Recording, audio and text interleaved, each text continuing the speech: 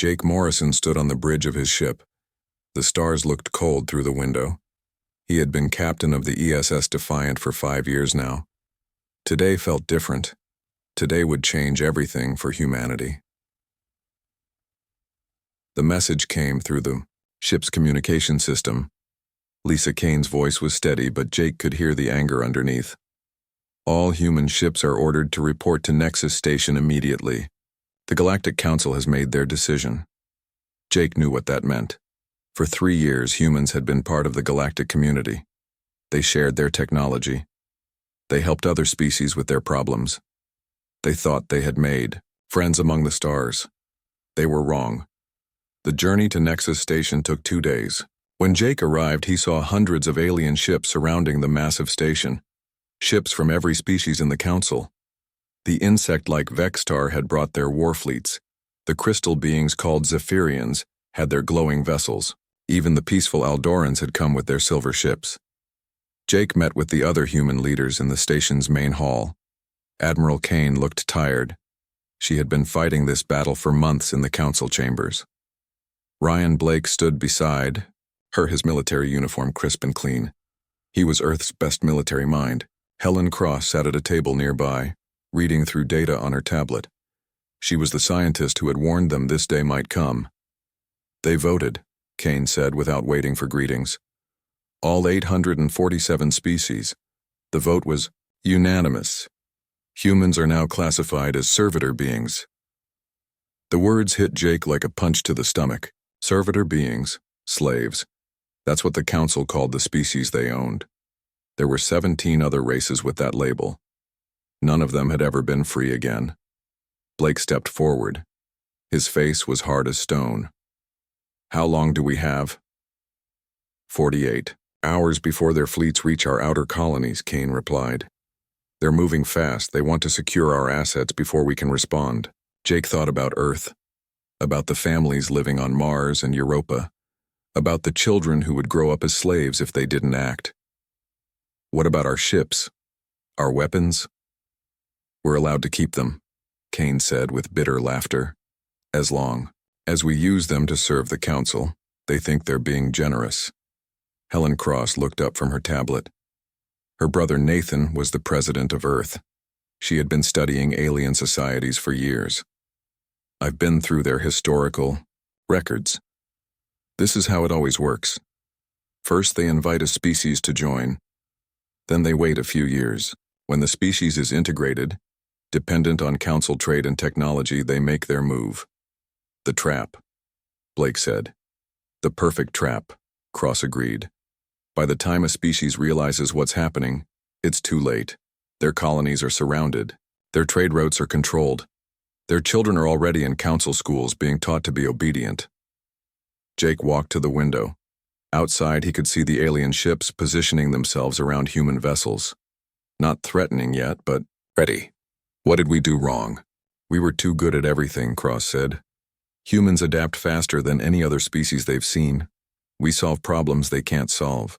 We create things they can't imagine. They don't want partners. They want to own that creativity, the council. Chambers were massive. Jake had been there before for trade meetings and cultural exchanges. Now he sat with the other human representatives and listened to their fate being decided. The chamber held representatives from nearly 1,000 worlds. Not one of them spoke for humanity's freedom. The Zephyrian High Chancellor's voice rang, like crystal bells when he spoke. The species known as humans have shown remarkable potential. For their own good and for the good of the galaxy, they will be guided by the wisdom of the Council. Jake wanted to stand up and shout. He wanted to tell them that humans didn't need guidance, they needed freedom. But he stayed silent. Starting a fight here wouldn't help his people. The Vextar military commander clicked his mandibles together. Human military assets will be integrated into Council defense forces. Their ships will serve under our command. Their soldiers will follow our orders. More clicking sounds came from around the chamber. Jake realized the aliens were applauding. They were celebrating humanity's enslavement. The vote was quick. Species after species confirmed their support for the decision. The Corvani voted yes. The Threni voted yes. Even the Aldorans, who humans had considered friends, remained silent when their name was called. After the vote, Jake found himself alone with Admiral Kane in a small meeting room. She was staring at a data pad, reading, "Reports from Earth. My brother is already moving our people to safety," Cross said as she joined them, "as much as he can without alerting the Council." "Where can they hide?" Jake asked. "The Council has sensors everywhere." Cross smiled for the first time that day. "Nathan isn't just hiding people, he's moving forward with Project Prometheus." Blake's head snapped up at those words. Jake knew the name but not the details. It was classified above his level. "Are you sure?" Blake asked. His voice was barely a whisper. Cross nodded. "If we can't win our freedom through politics or normal warfare, we'll have to change the rules." Jake didn't understand what they were talking about, but he could see the hope in their eyes. Whatever Project Prometheus was, it was humanity's backup plan. Kane activated her communication device and sent a message to Earth. It was short and simple. "Project Prometheus is authorized. God help us all." As they prepared to leave Nexus Station, Jake looked back at the massive structure. The aliens thought they had won. They thought humans would accept their chains and serve quietly like the other enslaved species. They had no idea what humans were capable of when their backs were against the wall. They had never seen what happened when you threatened everything a human loved. They were about to learn. The Defiant pulled away from the station and headed for Earth. Behind them, alien fleets were already moving toward human colonies. The galaxy's newest slaves were going home to prepare for war. Jake Morrison had spent his life exploring the stars and making friends with aliens. Now he would spend whatever time remained fighting for his species' survival. The Council wanted servants.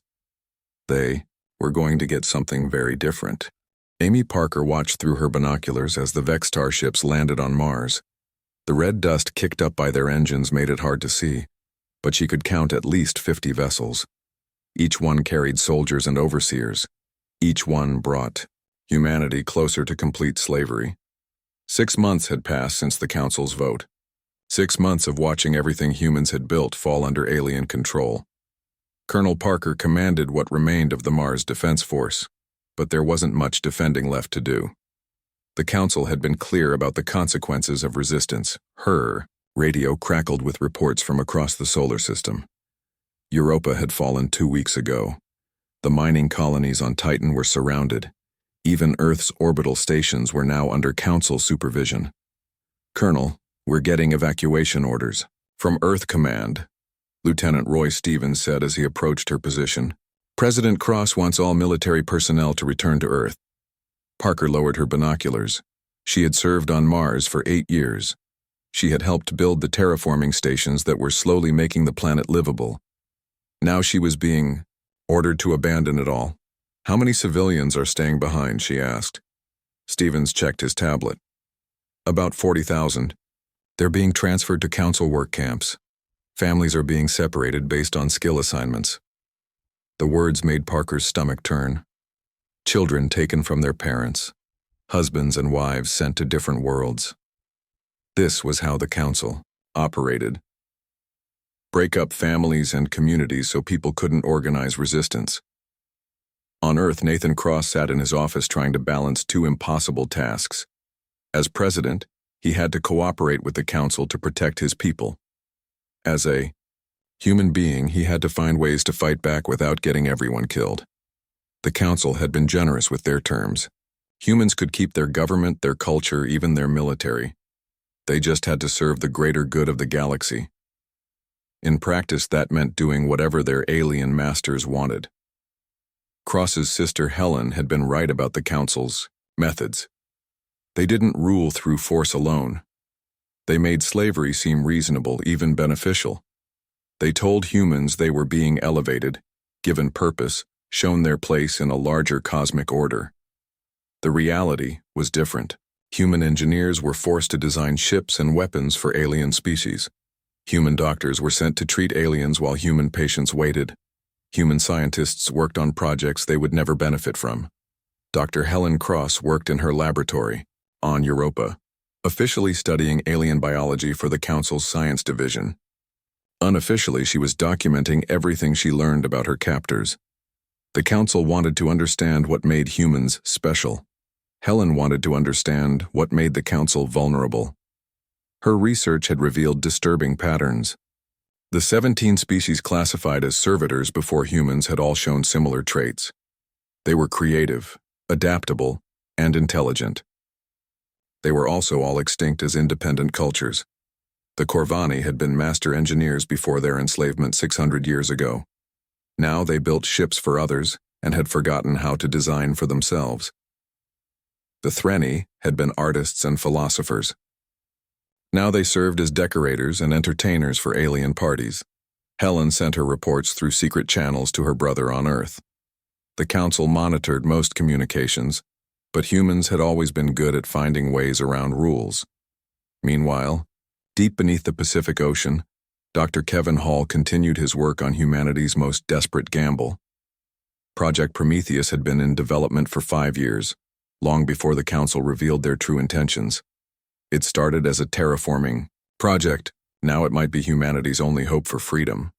The underwater facility was hidden from Council sensors by layers of metal and rock. The few dozen scientists working there were officially listed as dead or missing. They had given up their old lives to work on something that could save their species. Hall looked at the data on his screens and felt both hope and terror. The quantum cascade weapon they were building could ignite any star. It could turn a yellow sun into a supernova, or make a red dwarf burn like a giant. It was the ultimate deterrent weapon. The problem was that using it would be an act of genocide. Destroying a star meant killing everyone in that solar system. Hall had signed up to save humanity, not to become a mass murderer. Captain Jake Morrison now commanded Earth's compliance fleet under Council oversight. His ship, the Defiant, had been joined by 30 other human vessels, all supposedly loyal servants of the Galactic Order. What the aliens didn't know was that every human ship was being secretly modified. Morrison met with his fellow captains in secure locations whenever possible. They shared intelligence about Council movements and weaknesses. They planned for the day when Earth would need every ship to fight for freedom. The modifications were subtle but important. New weapon systems that looked like standard equipment. Communication arrays that could operate on frequencies the Council didn't monitor. Shield generators that could overload to create massive electromagnetic pulses. The Council thinks we're broken, Morrison told Captain Beth Taylor during one of their secret meetings. They think 6 months of slavery has made us obedient. Taylor commanded the ESS Horizon, another ship in the compliance fleet. She had been working with resistance cells throughout the outer colonies. They don't understand humans very well. Pressure doesn't break us. It makes us harder. The resistance was growing despite the Council's efforts to prevent it. Humans had always been good at underground networks and secret societies. Now those skills were being put to the ultimate test. On Luna, General Paul Adams coordinated the hidden network of resistance cells throughout the solar system. His official job was managing human military assets for the Council. His real job was preparing for war. Adams had been a military strategist for 20 years. He had studied every major conflict in human history. He knew that successful resistance required 3 things: secure communications, hidden supply lines, and the will to fight. Humans had all 3. The question was whether they would have time to use them. The Council's next announcement came without warning. All remaining free human populations would be relocated to specialized worlds where they could be better managed. Prison planets, in other words. The time for subtle resistance was ending. President Cross activated the emergency protocols. Across the galaxy, human sleeper cells prepared for action. On Mars, Colonel Parker gathered her remaining forces and prepared to fight. In the depths of Earth's oceans, Dr. Hall ran final tests on weapons that could kill stars. The Council had spent 1,000 years building their empire on the backs of enslaved species. They had never faced one that refused to stay down. They were about to learn what happened when you pushed humans too far. Beth Taylor crawled through the maintenance tunnels beneath Europa's ice mining facility. 2 years of slavery had taught her many things about staying hidden from alien overseers. The Vextar guards were good at watching the main areas, but they didn't understand human engineering well enough to monitor every tunnel and passage. Lieutenant Colonel Taylor had been running the Europa resistance cell for 18 months. What started as a handful of angry miners had grown into a network of 300 humans spread across the moon's underground facilities. They had weapons, explosives, and most importantly, they had a plan. The plan depended on something the Council had overlooked. Humans were required to maintain all the mining equipment, but the aliens didn't really understand how the machines worked. This gave Taylor's people access to raw materials that could be turned into weapons. Every day, small amounts of metal, chemicals, and electronic components disappeared from the mining operation. The Vextar overseers never noticed. They saw humans as servants who did the boring technical work they couldn't be bothered with. Taylor reached the hidden workshop where Carl Martinez and his team were building their latest creation. Martinez had been a demolitions expert in Earth's military before the enslavement. Now he was humanity's bomb maker. "How much longer?" Taylor asked as she examined the device on the workbench. "2 more days," Martinez replied. "This one will take out their entire command center. Should give us about 6 hours before reinforcements arrive." 6 hours would be enough. Taylor's people had been preparing for this moment for months. They knew exactly where every Vextar guard would be. They knew which tunnels led to the surface. They knew how to disable the communications array that would call for help. On Earth, General Paul Adams walked through the hidden facility beneath the Rocky Mountains. The place officially didn't exist. According to Council records, it was just empty rock under a nature preserve. In reality, it housed the largest weapons manufacturing center humanity had ever built. Adams stopped at a workstation where Lisa Wong was assembling one of their new plasma rifles. Wong had been designing weapons for the Earth Defense Force before the Council took over. Now she worked in secret, creating guns that could kill aliens. "How many do we have ready?" Adams asked. 50,000 rifles, 10,000 pistols, and about 200 heavy weapons, Wong replied, plus ammunition for everything. It wasn't enough to fight the entire Council, but it would be enough to start a war. Adams had similar facilities hidden on every inhabited world in the solar system. When the time came, humans would be armed and ready. The key to their success was coordination. Dr. Helen Cross had made a breakthrough in quantum communication technology that allowed instant contact across any distance. The Council knew humans were good with technology, but they didn't realize how good Cross worked from her laboratory on Titan, officially researching alien biology for the Council Science Division. Her real work involved mapping the neural patterns of every species in the galaxy. She had discovered something remarkable about human consciousness that could change everything. Human brains operated on quantum frequencies that could be synchronized across vast distances. With the right technology, humans could share thoughts and coordinate actions perfectly, even if they were on different planets. It was like a telepathic network that only worked for humans. The implications were staggering. Human resistance cells could work together as if they were in the same room. Military units could coordinate attacks with impossible precision. The entire human species could function as a single organism when necessary. Cross tested the system by linking her consciousness with her brother Nathan on Earth. For a few minutes, they shared the same thoughts and memories. It was disturbing and wonderful at the same time. President Cross felt his sister's excitement through their neural link. The technology worked perfectly. Now they needed to install quantum communicators in resistance cells throughout the galaxy, without the Council noticing. That job fell to Captain Jake Morrison and the other members of the compliance fleet. Morrison's ship, the Defiant, had been modified with hidden manufacturing equipment. While they traveled between Council worlds on official business, they were actually building and distributing resistance technology. Morrison met with Captain Roy Stevens in the cargo bay of the Defiant. Stevens commanded the ESS Liberty, another ship in the compliance fleet. They were approaching the Aldoran homeworld, officially to deliver medical supplies. "The quantum communicators are ready," Stevens said, pointing to a crate of devices that looked like standard medical equipment. "Each one can link up to 100 people into the network." "And the weapons?" Morrison asked. Stevens smiled grimly. "Hidden inside the medical supplies. plasma rifles disguised as surgical tools, explosives that look like medicine containers. The Eldorans won't know what hit them. The Eldorans had been humanity's supposed friends before the enslavement vote. Their silence during the council session had hurt more than the open hostility of other species. Morrison was looking forward to showing them the consequences of their betrayal. Meanwhile, Dr. Kevin Hall made final preparations at the underwater Project Prometheus facility. The quantum cascade weapons were complete and ready for deployment. Each device could cause a star to go supernova, destroying everything in the solar system. Hall stood in the main laboratory looking at the weapons that could reshape the galaxy. They were smaller than he had expected, each one about the size of a briefcase. Something so small that could kill billions of people. The moral weight of what they were planning kept him awake at night. Hall had become a scientist to help people, not to destroy worlds, but the Council had left humanity with no other choice. The deployment systems are ready, Dr. Sarah Kim told him as she approached with a datapad. Kim was the team's expert on stellar mechanics.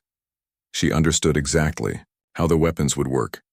How long from activation to stellar collapse, Hall asked. Depends on the star type. For a yellow dwarf like Earth's sun, about 6 hours. For a red giant, maybe 2 hours. For a white dwarf, less than 30 minutes. 6 hours was enough time to evacuate a planet if you were ready. It was also enough time for the target species to surrender and agree to negotiations. The weapons were meant to be a deterrent, not a genocide tool. At least that's what Hall told himself. Back on Europa, Taylor received the signal she had been waiting for. The quantum communicator in her pocket vibrated with a message from Earth. Operation Liberation was authorized. After 2 years of slavery, humanity was finally fighting back. Taylor activated her own communicator and sent the message to resistance cells throughout the galaxy. Within minutes, humans on 50 different worlds were preparing for coordinated attacks. The neural network allowed them to synchronize their actions perfectly. The revolution would begin in 6 hours, when most of the alien overseers would be sleeping or off duty. It would start small, with attacks on communication centers and guard posts. Then it would spread like wildfire as humans seized weapons and freed their people. Taylor looked around the hidden workshop where her people were making final preparations. Carl Martinez was arming explosives. Other resistance fighters were checking their weapons and equipment. Everyone knew they might not survive the next 24 hours, but they also knew they would die as free humans, not as slaves. The Council had made a fatal mistake when they decided to enslave humanity. They had assumed that humans would break under pressure like the other servitor species. Instead, they had created an enemy more dangerous than anything the galaxy had ever seen. The underground was ready to burn, and it would take the Council's empire with it. Beth Taylor pressed the detonator at exactly Oro 300 hours Europa time. The explosion shook the entire mining facility, as Carl Martinez's bombs destroyed the Vextar command center. Through the quantum neural network, she felt similar explosions, happening on 46 other worlds at the exact same moment. The revolution had begun. Taylor and her team rushed through the tunnels as emergency lights flashed red throughout the facility. The Vextar guards were screaming in their clicking language, trying to understand what was happening. They had never faced organized resistance from a servitor species before. Communications are down, reported Martinez as they reached the surface. No way for them to call for help. Taylor smiled as she looked up at Europa's dark sky. Above them, she knew Captain Morrison and the compliance fleet were preparing to drop their masks and show the Council what humans really thought about slavery. On Mars, Colonel Amy Parker led her people out of hiding. For 2 years they had pretended to be loyal servants while secretly building an army. Now 3,000 human soldiers emerged from hidden bunkers, armed with weapons the Council didn't know existed. The Vextar garrison on Mars numbered only 500. They had never expected trouble from the broken humans they were supposed to be guarding. Parker's forces surrounded them before they could reach their ships. Surrender now, and you might live to see your homeworld again, Parker announced over the facility's communication system. The Vextar commander responded with angry clicking sounds that roughly translated to profanity. Parker shrugged and gave the order to attack. The battle lasted 15 minutes. When it was over, Mars belonged to humans again. In space above Earth, Captain Jake Morrison stood on the bridge of the Defiant as his ship turned its weapons on the Council escort vessels. The aliens had been so confident in human obedience that they only assigned 2 ships to watch the entire compliance fleet. "Target their engines first," Morrison ordered. "I want prisoners, not debris." The modified human ships revealed their true capabilities as hidden weapon systems powered up. The Council escorts found themselves outgunned and surrounded by vessels they thought were harmless cargo haulers. Captain Roy Stevens, commanding the ESS Liberty, opened a channel to all Council frequencies. "This is the free human fleet. We reject your chains. We reject your slavery. Any Council ship that does not withdraw from human space within 1 hour will be destroyed." The message was transmitted simultaneously from every human ship in the galaxy. The Council's communication networks lit up with reports of rebellion from dozens of star systems. The servitor species they thought was broken had just declared war on the entire galaxy. Admiral Lisa Kane coordinated the Earth defense from her command center in Geneva. The quantum neural network allowed her to see the battle through the eyes of every human commander. It was like being in 50 places at once. "Status report," Kane ordered. The updates came through the network instantly. Europa was free. Mars was free. Titan's mining stations were in human hands. The asteroid belt facilities had expelled their alien overseers. Even the lunar colonies had risen up successfully. But Kane knew the easy victories were ending. The Council would respond with overwhelming force once they understood what was happening. Humanity had maybe 6 hours before the real war began. On Or, the Council homeworld of Nexus Prime, the emergency session was chaos. Representatives from 800 species shouted, clicked, buzzed, and roared their demands for action. The Zephyrian High Chancellor's crystal body glowed red with anger as reports of human rebellion continued to arrive. "How is this possible?" demanded the Vextar military commander. "Servitor species do not rebel. They cannot rebel. The conditioning prevents it." Dr. Helen Cross could have told them why their conditioning hadn't worked on humans, but she was busy leading the rebellion on Titan. Through the neural network, she shared her knowledge with every human fighter. The Council's methods worked on species that valued collective harmony over individual freedom. Humans were different. The more pressure you put on them, the harder they pushed back. Admiral Zexkoth of the Vextar 4th Fleet received his orders within an hour of the rebellion's start. Proceed to the Sol system and crush the human uprising. Make an example that would prevent other servitor species from getting ideas. Zexkoth commanded 300 of the most powerful warships in the galaxy. His fleet had conquered dozens of worlds and enslaved millions of beings. A few thousand. Humans with stolen weapons should be no challenge at all. The jump to Sol system took 18 hours. When Zexkoth's fleet emerged from hyperspace, they expected to find Earth defenseless and surrounded by human ships begging for mercy. Instead, they found hell waiting for them. General Paul Adams watched the alien fleet arrive from his command center deep beneath the Rocky Mountains. Through the quantum network, he was simultaneously commanding hidden weapons platforms throughout the solar system and coordinating with resistance cells on every human world. "Activate Project Prometheus," Adams ordered.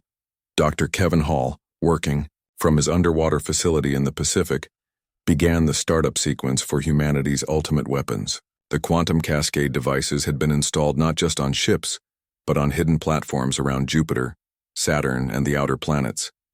Each one could cause stellar ignition or create artificial black holes. But the cascade weapons were meant as a last resort. First, humanity would show the Council what they could do with conventional technology enhanced by human ingenuity. The platforms around Jupiter powered up first. What the Council fleet thought were asteroids or space debris suddenly revealed themselves to be massive weapon systems. Particle beams and plasma cannons that could slice through battleship armor opened fire at light speed. Admiral Zexkoth watched in horror as 20 of his ships exploded in the first salvo. The humans had turned their entire solar system into a fortress, and they had done it without anyone noticing. "Return fire," Zexkoth ordered. "Destroy those platforms." The Vextar fleet began firing, but the human platforms were already moving. They had been built with Earth's best propulsion technology, making them faster and more maneuverable than anything the Council had seen before. More hidden weapons revealed themselves around Saturn and the outer planets. The Council fleet found itself caught in a crossfire from positions they couldn't have imagined. Every piece of space debris, every abandoned satellite, every mining station had been turned into a weapon. Captain Morrison brought the Defiant and the rest of the Compliance fleet into the battle. The modified human ships tore into the alien formation with weapons that combined stolen Council technology with human innovation. The results were devastating. But the real shock came when Captain Beth Taylor arrived with the freed mining ships from Europa. Each vessel had been converted into a mobile weapons platform, carrying enough firepower to level a city. For every human child stolen from their parents, Taylor broadcast as her ships opened fire. For every family broken by your slavery, for every person who died in your camps. The Battle of Sol became a massacre, but not the one the Council had expected. Within 3 hours, Admiral Zexkoth's mighty fleet was reduced to burning wreckage floating in Earth's solar system. Dr. Cross analyzed the alien technology from the destroyed ships through the neural network, instantly sharing improvements with human forces throughout the galaxy. Every victory made humanity stronger and smarter. President Nathan Cross addressed the surviving Council forces from the White House. You came here to enslave us. You came here to break us. Instead, you have awakened something you don't understand. We are not your servants, we are not your property. We are human beings and we will be free. The message was broadcast to every world in the galaxy. For the first time in 1,000 years, a servitor species had not only refused to serve, but had destroyed an entire Council fleet in the process. Other enslaved races began to stir. The Corvani sent secret messages of support. The Threni started sabotaging their work assignments. Even some of the minor Council species began questioning whether the current system was worth preserving. The galaxy's power structure, built on slavery and oppression, was beginning to crack. And at the center of it all, humanity burned with the fire of freedom, ready to turn everything to ash rather than accept chains. 18 months after the rebellion began, Admiral Jake Morrison stood on the bridge of the ESS Retribution as it approached Nexus Prime. The massive ship had been built from the wreckage of the first Council fleet to threaten Earth. Its weapons could crack planets and its shields could withstand anything the galaxy could throw at it. Morrison was no longer just a ship captain. He now commanded the Free Human Fleet, the most feared military force in known space. Behind him, 200 human warships followed in perfect formation, each one a masterpiece of engineering that combined alien technology with human innovation. The war had spread far beyond what anyone expected. When humanity proved that rebellion was possible, 17 other enslaved species had joined them. The Corvani brought their engineering skills. The Threni offered their artistic weapons of psychological warfare. Even some of the smaller Council species had switched sides when they saw which way the wind was blowing. Half the galaxy was now in flames, but the outcome was no longer in doubt. The Council's strength had always come from their ability to turn enslaved species against each other. Once that broke down, their empire began collapsing from within. Dr. Helen Cross worked from her laboratory aboard the flagship, using the quantum neural network to coordinate military operations across dozens of star systems. Through her enhanced consciousness, she could see the entire war at once. It was overwhelming and incredible at the same time. Status report, Morrison requested as he joined her in the lab. Cross's eyes glowed faintly blue as data flowed through the neural link. We control 43% of Council space. The Vextar homeworld fell yesterday. The Zephyrian colonies are requesting negotiation terms. Only Nexus Prime and 12 core worlds remain under Council control. Morrison nodded. It was almost over. The species that had ruled the galaxy for 1,000 years were down to their last strongholds, but those strongholds included the most heavily defended worlds in known space. On Earth, President Nathan Cross was preparing for the most important diplomatic meeting in human history. The Zephyrian High Chancellor had finally agreed to negotiate, but only after Dr. Kevin Hall demonstrated the quantum cascade weapon on Nexus Prime's dying secondary star. The demonstration had been spectacular and terrifying. The red dwarf star, already near the end of its life, had been accelerated through its death cycle in minutes instead of millennia. The resulting supernova had lit up half the galaxy and sent a clear message. Humanity had weapons that could destroy entire solar systems. General Paul Adams coordinated the final assault preparations from his command center. The neural network allowed him to command millions of human soldiers and their alien allies as if they were extensions of his own body. It was the kind of coordinated military action that had never been possible before. "Are we really going to do this?" asked Colonel Amy Parker, now commanding the Mars Defense Corps. Through the neural link, Adams could feel her concern about the massive casualties an assault on Nexus Prime would cause. "Only if we have to," Adams replied. "The Chancellor has until noon to accept our terms. If she refuses, we go with the full assault." The terms humanity offered were simple: complete independence for all species, dissolution of the servitor system, reparations for damages, and war crime trials for council leaders. It was more mercy than the council had ever shown their slaves. Beth Taylor, now Admiral of the Europa Fleet, brought her ships into position around Nexus Prime. The planet was a crystal world, home to the Zephyrians and seat of galactic government for 10 centuries. It was also the most heavily fortified world in the galaxy. "Defensive platforms coming online," reported Captain Roy Stevens from the ESS Liberty.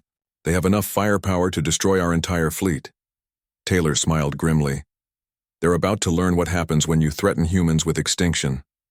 The first phase of the attack began with Dr. Cross activating a new piece of technology. Using the quantum neural network, she linked the consciousness of every human pilot and gunner in the fleet. For a few crucial minutes, 200 ships operated as a single entity.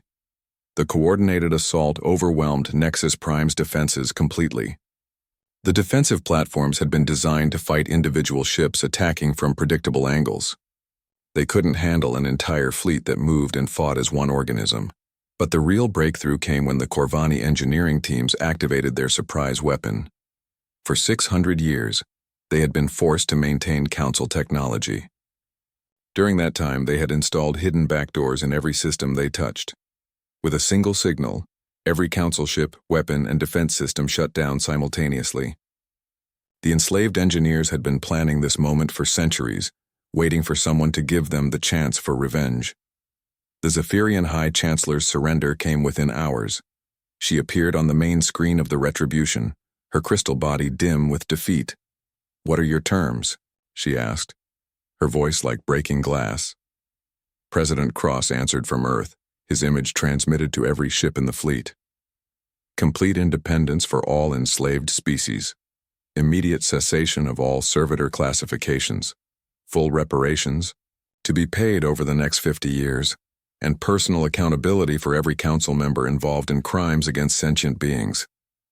"And if we refuse?" Dr. Hall answered from his facility in Earth's oceans. "Then we demonstrate that humans keep their promises. You've seen what our cascade weapons can do to a dying star. Nexus Prime's sun is healthy and young. The explosion would be visible from the other side of the galaxy." The Chancellor's crystal form flickered as she considered the choice. Surrender or extinction. There was no middle ground with humans. "We accept your terms," she said finally. 5 years later, Admiral Morrison stood on the observation deck of Prometheus Station, built in orbit around Earth from the wreckage of Council fleets. The galaxy had been transformed beyond recognition. The Democratic Federation of Free Worlds now included over 300 species, all of them equal partners rather than masters and slaves. The former Council species had been integrated into the new government, though with greatly reduced influence. President Cross, now serving his 4th term, had overseen the trials of former Council leaders. Justice had been swift for the worst offenders, but mercy had been shown to those who cooperated with the transition. Dr. Helen Cross continued her research, now focused on using the quantum neural network to help other species develop enhanced coordination abilities. The technology that had won the war was now being used to build peace. The Cascade weapons had been dismantled, their technology locked away in secure facilities. Humanity had proven they could destroy worlds, but they chose to build them instead. Dr. Hall now worked on terraforming projects, turning barren worlds into gardens. The same technology that could ignite stars was being used to create new suns for planets that needed them. But perhaps the greatest change was in humanity itself. The species that had been marked for slavery now walked freely among the stars as liberators and leaders. They had proven that no chains could hold a people, determined to be free. Morrison often thought about the irony of it all. The Council had sought to harvest human creativity and adaptability, never realizing that these same traits would be their downfall. In trying to make humans into perfect servants, they had created the perfect enemy. Children on Earth learned about the slavery wars in school, but they grew up in a galaxy where freedom was the norm, not the exception. The idea that entire species could be owned by others seemed as ancient and barbaric as it truly was. The galaxy had learned its lesson about underestimating humanity. Never mistake human kindness for weakness, the histories warned. Never try to put chains on a species that had spent its entire existence breaking them. Dr. Cross's final report on the war was kept in the Federation archives. It contained detailed analysis of every battle, every strategy, every technological breakthrough that had made victory possible. But the conclusion was simple and prophetic. They wanted to harvest our fire. Instead, they got burned. The words became humanity's unofficial motto as they spread across the galaxy, not as conquerors, but as the species that had proven freedom was worth any price. The species that would rather burn down the universe than live on their knees. The fire of human determination had lit up the galaxy and burned away 1,000 years of oppression. Now it served as an eternal flame, ensuring that no species would ever be enslaved again,